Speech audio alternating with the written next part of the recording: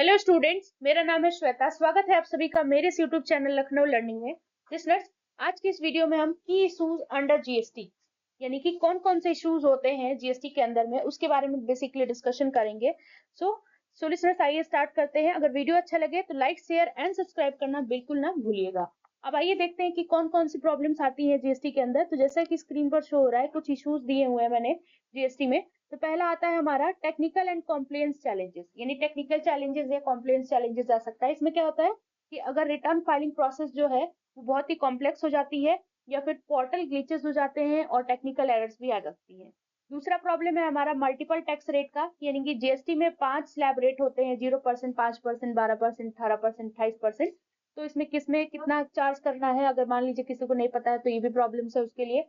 Complexity होती है कि कौन से गुड्स एंड सर्विसेज को क्लासिफाई करने में, अगर टैक्स स्लैब के अंदर में, तो उसमें भी बहुत सारी दिक्कतें आती हैं।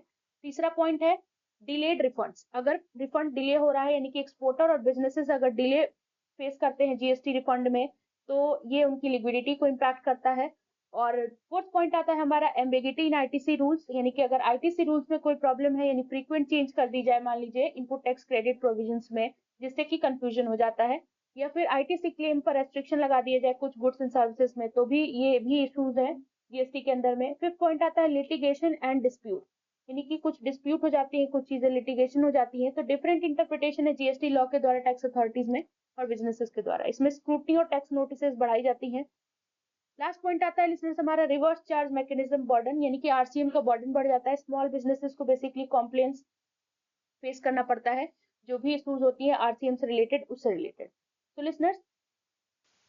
लिसनर्स आई होप आपको ये समझ में आ गया होगा। लिटिगेशन एंड डिस्प्यूट्स, लिटिगेशन मतलब होता है मुकदमेबाजी, और डिस्प्यूट मतलब आप झगड़ा समझ सकते हो। तो ये बेसिकली इसका मीनिंग होता है। तो आई होप आपको ये सारी चीजें क्लियर हो गई। वीडियो अच्छा लगे लाइक, शेयर एंड सब्सक्राइब करना बिल्कुल ना भूलिएगा। Thank you.